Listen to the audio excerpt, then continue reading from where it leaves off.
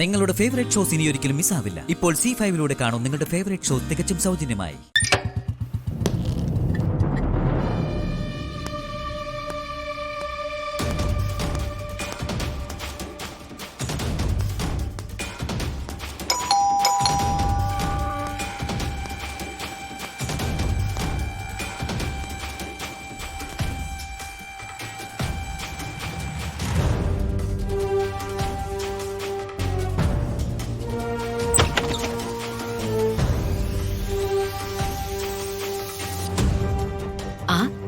നകുലോ?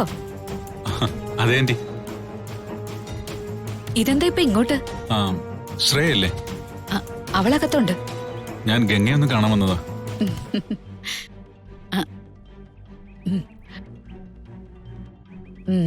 ഗംഗയുടെ മനസ്സിൽ കയറി പറ്റാനുള്ള വഴി നോക്കുകയാണല്ലേ? മഹിയുടെ മാളുവിന്റെ ഭാഗത്തുനിന്ന് പലതരത്തിലും കല്യാണം മുടക്കാനുള്ള ശ്രമങ്ങൾ ഉണ്ടാവുന്ന ശ്രേയ എന്നെ വിളിച്ചു പറഞ്ഞിരുന്നു. അതുണ്ടാവും. എന്നാലും ഗംഗയുടെ മുത്തശ്ശി നകുലിനെ സപ്പോർട്ട് ചെയ്ത് നിൽക്കുന്നിടത്തോളം ആരൊക്കെ ശ്രമിച്ചാലും നിങ്ങളുടെ വിവാഹം മുടക്കാൻ പറ്റില്ല. അത് ശരിയാ. പക്ഷെ പെണ്ണിന്റെ മനസ്സ് മാറിയ പിന്നെ മുത്തശ്ശനൊന്നും പറഞ്ഞിട്ട് ഒരു കാര്യമില്ല. അതും ശരിയാ. ഗംഗയുടെ മനസ്സിൽ നകുലിനൊരു സ്ഥാനം ഉണ്ടായാ പിന്നെ ഒരു പ്രശ്നമില്ല. നിങ്ങളുടെ നിശ്ചയം കഴിഞ്ഞ സ്ഥിതിക്ക് അതിന്റേതായ സ്വാതന്ത്ര്യം നകുലിന് കിട്ടുമല്ലോ. ഇതിന്റെ ബലത്തിലാ ഞാൻ ഈ പടി ചവിട്ടുന്നത്. ഇവിടെ എനിക്ക് വേണ്ട സപ്പോർട്ട് നിങ്ങൾ വേണം ചെയ്തു തരാൻ. അവളെ ഇവിടുന്ന് പുറത്താക്കാൻ എല്ലാ സപ്പോർട്ടോടും കൂടി നകുലിനൊപ്പം ഞങ്ങളുണ്ടാവും. നകുല് ധൈര്യമായിട്ട് മുന്നോട്ട് വയ്ക്കോ. ഈ വീട്ടിലെ അവസാനത്തെ വാക്ക് എന്റെ നാത്തൂന്റെയാ. കൈലാസം വീട്ടിൽ ദേവയാനി പറയുന്നതിനപ്പുറം ഇവിടെ ഒന്നും നടക്കില്ല. നകുലിന്റെ ഗംഗയുടെ വിവാഹം എത്രയും പെട്ടെന്ന് നടക്കാൻ എന്ത് സഹായവും നാത്തൂൻ ചെയ്തു തരും. മതി. നിങ്ങളുടെ അകമഴിഞ്ഞ സ്നേഹം എന്നെ പോലുള്ളവരെ വളർത്തുന്നത്. ഇതെന്നും ഉണ്ടായാ മതി. ഉണ്ടാവും. ഞാൻ ഇടയ്ക്കിടയ്ക്ക് വന്ന പറ്റുന്ന അത്രയും സമയം ഗംഗയോടൊപ്പം സ്പെൻഡ് ചെയ്യാം. അങ്ങനെ അവളുടെ മനസ്സില് നല്ലൊരു സ്ഥാനം നേടിയെടുക്കാം. നകുൽ എത്ര സമയം വേണമെങ്കിലും ഇവിടെ നിന്നു. ഇനിയിപ്പൊ എന്തെങ്കിലും പറഞ്ഞ് നകുലിനെ ഇവിടെ താമസിപ്പിക്കണമെങ്കിൽ അതിനുള്ള വഴി ഞാൻ കണ്ടെത്തും. പോരെ? വിവാഹ നിശ്ചയം കഴിഞ്ഞെന്ന് വെച്ച് പെണ്ണിനും ചെക്കനും ഒരു വീട്ടിൽ തന്നെ കഴിയാൻ ആരെങ്കിലും സമ്മതിക്കോ? എന്റെ മോള് ശ്രേയ മഹിയും തമ്മിൽ കല്യാണ നിശ്ചയം വരെ കഴിഞ്ഞവരല്ലേ. അവരിവിടെ അല്ലേ താമസിക്കുന്നത്? അത് പക്ഷേ നിങ്ങൾ സ്വന്തക്കാരും ബന്ധുക്കാരും ഒക്കെ അല്ലേ. അതുപോലാണോ ഞാൻ? അതൊന്നും നകുലി ചിന്തിച്ച് പാടുപെടണ്ട. അതിനൊക്കെ ഞങ്ങള് കാരണം കണ്ടെത്തിക്കോളാം. തൽക്കാലം വന്ന പണി നടക്കട്ടെ. വെറുതെ നമ്മളിവിടെ ഒന്ന് സംസാരിച്ച് സമയം കളയണ്ട. ആരെങ്കിലും കണ്ടോണ്ട് വന്നാലേ പിന്നെ അത് മതി. നമ്മുടെ പ്ലാനും പദ്ധതി എല്ലാം പൊളിയും. വേഗം ചെന്ന് ഗംഗയെ വളയ്ക്കാൻ നോക്ക്. എന്താ? ആന്റിയാള് കൊള്ളാലോ. എത്ര പെട്ടെന്നാ സാഹചര്യങ്ങളുമായി പൊരുത്തപ്പെടുന്നതും വേണ്ട പ്രോത്സാഹനം തരുന്നതും. പ്രായം എത്രയൊക്കെ ആയില്ലേ. ജീവിതാനുഭവത്തിന്റെ ആണെന്ന് കരുതിയാ മതി.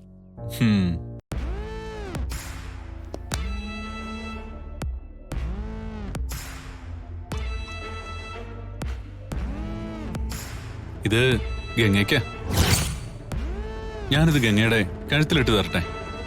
വേണ്ട. അതെന്താ? ഞാനിതൊന്നും ഇടാറില്ല. ഞാൻ സന്തോഷത്തോടെ തരുന്നതല്ലേ. ഗംഗ ഇട്ടോളൂ. അല്ലെങ്കിൽ ഞാൻ ഇട്ട് തരാം. അയ്യോ വേണ്ട. എന്താ ഗംഗ ഇത്? നകുല് സ്നേഹത്തോടെ തരുന്നതല്ലേ. നിന്നോടുള്ള സ്നേഹം കൊണ്ടല്ലേ നകുല് സമ്മാനമൊക്കെ വാങ്ങിക്കൊണ്ടുവരുന്നേ. അപ്പൊ അത് സ്വീകരിക്കണം. നകുലത് ഗംഗയുടെ കഴുത്തിലിട്ട് കൊടുത്തോളൂ.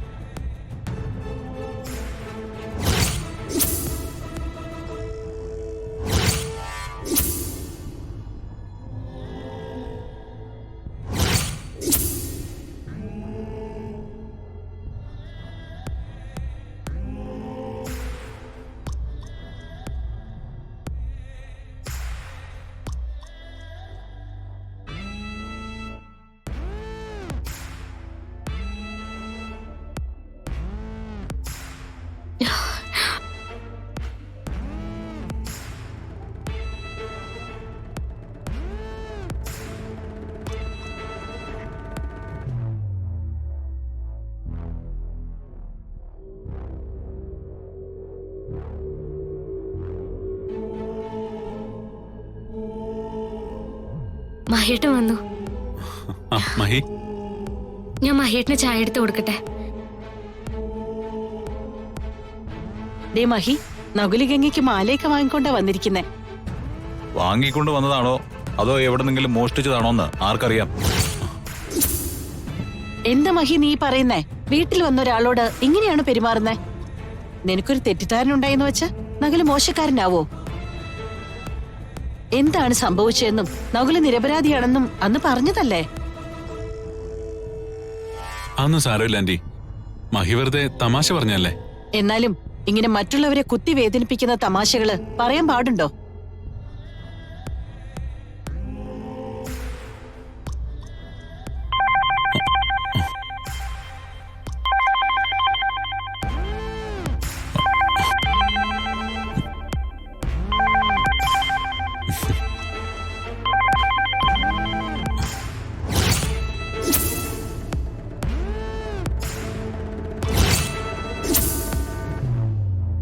കോൾ എടുക്കുന്നില്ലേ? ഏയ്, അതത്ര ഇമ്പോർട്ടന്റ് കോളൊന്നും അല്ല.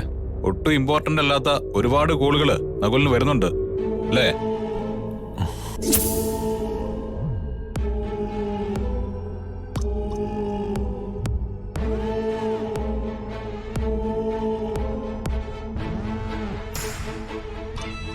മഹിക്ക് എന്താ പറ്റിയെന്ന് അറിയില്ല.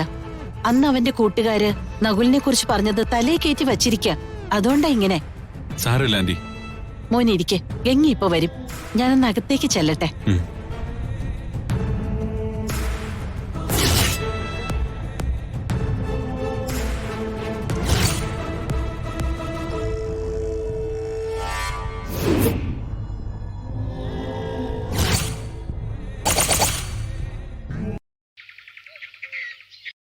നകുൽ എന്തൊക്കെയോ കള്ളത്തരങ്ങൾ കാണിക്കുന്നുണ്ട്, അത് ഉറപ്പാ. അതെന്താണെന്ന് കണ്ടുപിടിക്കണം.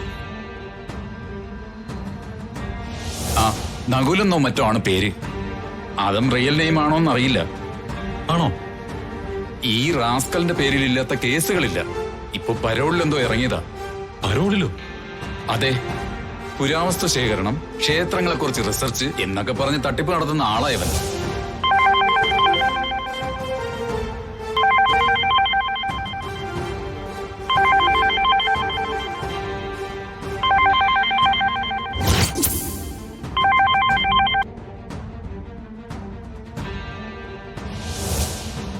അയ്യോ, ഇതെന്താ വിരലിന് പറ്റിയത്? ശരിയാണല്ലോ, ഇതെന്താ പറ്റിയത്? ഇത്രയും നേരം കുഴപ്പമൊന്നും ഇല്ലായിരുന്നല്ലോ. അത് ഡോറിൽ കുടുങ്ങിയതാ.